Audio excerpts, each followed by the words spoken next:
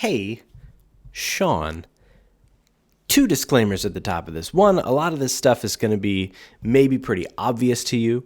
For me, when I find things like this that are really obvious, I'm always eager to hear them again and remind myself. And if it's stuff that I already sort of knew all along but wasn't really thinking about, I always am eager to be reminded of that and have that refreshed in my mind. And two, I get that it's not necessarily common to take financial advice from somebody wearing a hat like this, tilted in this direction. And so I say this, I'm not telling you what to do. I'm telling you what works for me, and I'm telling you what might be helpful for you based on my experience and based on my conversations and my research. So without further ado, if you want to be a freelance video producer or a project-based video producer and you want to actually have a living, you should do these things. Obvious point number one, your revenue needs to be bigger than your expenses, right? Pretty simple. And so right out the gate, before we even consider expenses, because it can be very expensive to run a video production business or to be a freelancer. And so right out the gate, my first tip for anyone is to increase your day rate. Whatever your day rate is, increase it. You could be earning more, and a lot of people don't ask the right amount. Now, if you're working in film, a lot of times those are pretty standardized as far as if you're working in like Hollywood narrative film, what they pay for certain things, what they can fit in a budget. That's one thing. But on the corporate side of things, you have a bit more flexibility and you bring more to the table than sometimes these very specific jobs that can be part of a larger crew. And in this sort of medium production level, you can ask for more money. And a lot of times when I hire people, they say their day rate is, $350, $400. I'm like, I'm going to pay you more than that if I can, if the budget allows it, because you should be making more of that. You're bringing a ton of value to the table and you need to be paid for it. And if you want this to actually be a career, you can do the math and say, I know the theoretical maximum revenue I will make if I work every single day at this day rate. And for me, I don't want to work every single day doing this. And I think for a lot of people in this creative field, if you're doing the same exact thing every day, you're going to get worse at it. You need a little bit of time to breathe and to experiment and try things and make mistakes and be a part of different kinds of productions to bring new ideas to what you've been doing. There's a ton of value to not having to work every single day.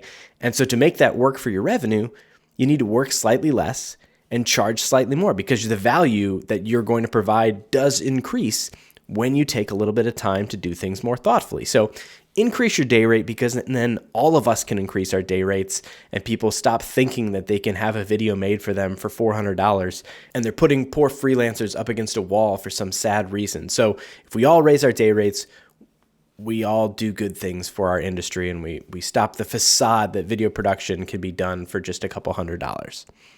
Number two, after you've raised your day rate, the next thing to do is diversify your revenue streams.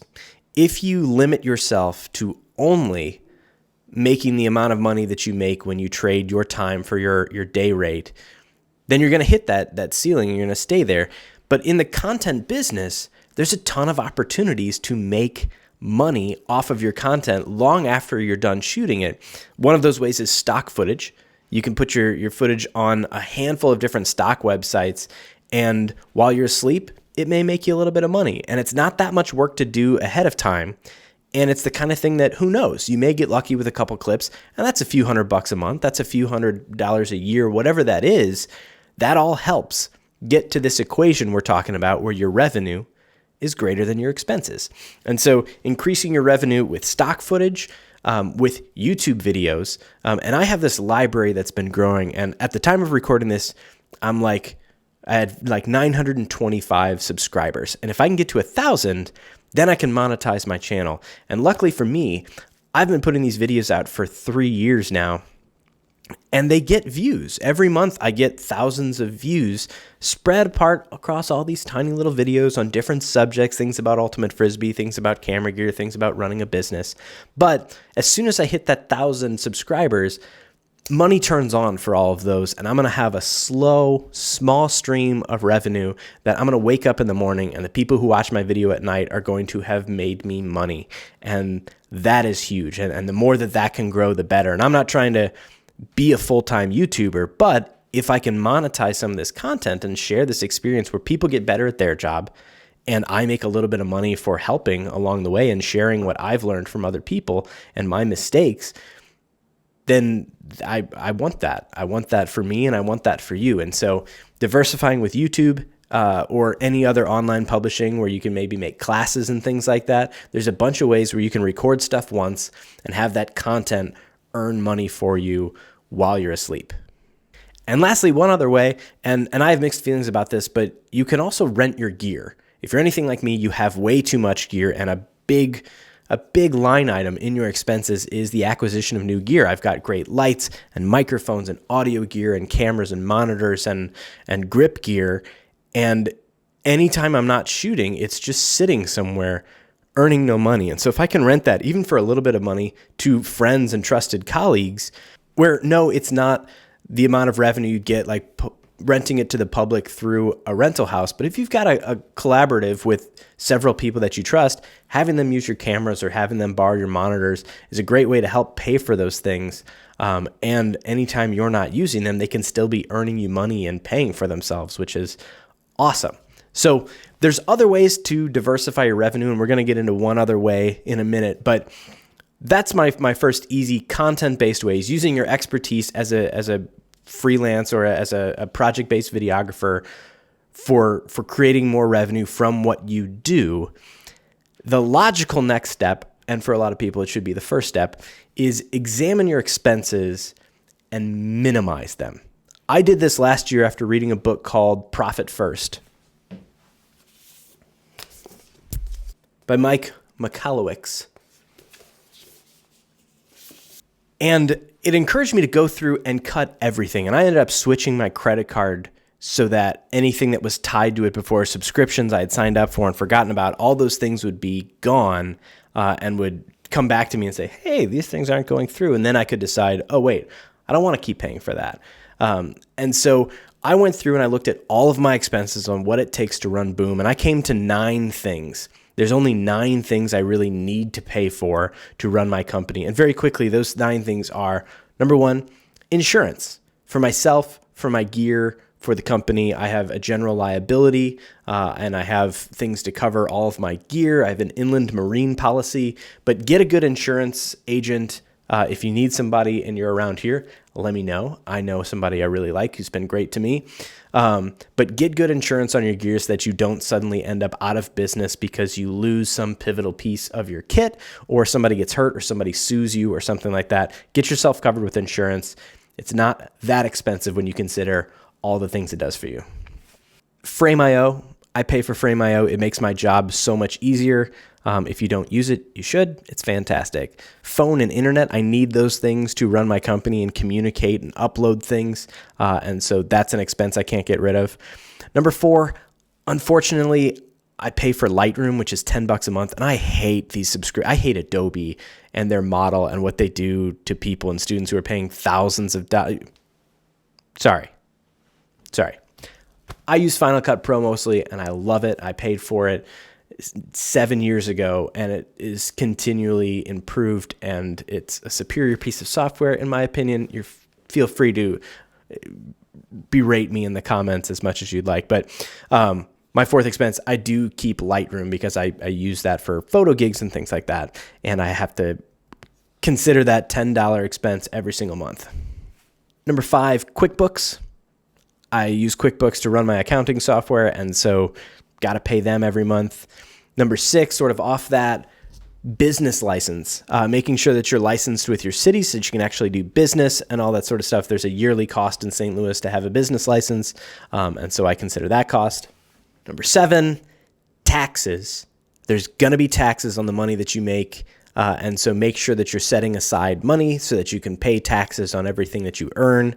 Be smart about that so you don't end up in a bad place where you have to borrow money or close down your business or get audited or have problems. Be proactive about your taxes. Which 8, get a good accountant. Get a good accountant to help you with these things, to predict these things, to set you up so you can be expensing the things that you're allowed to expense, and you can be smart about your expenses. And for me, number 9 is my vehicle. I have a Nissan Frontier, and I'm able to expense the lease through my business because it's a business vehicle that I use to drive around all of my gear. And so it's a huge incentive for a lot of reasons for me to run that through my business. So with all of those 9 things, my yearly expenses total just under $12,000. And that includes everything except gear. That's all of my hosting, that's my phone and internet, that's a truck, that's all the insurance on all of these things.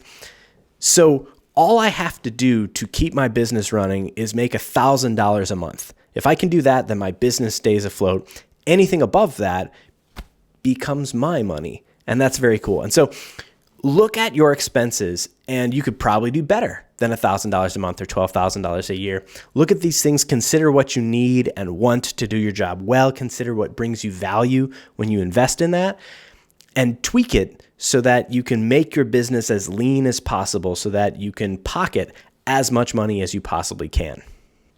And lastly, and this is a new chapter for me, due to the way that I built my business and ran my life, I'm still dealing with some credit card debt, which is a choice that I made.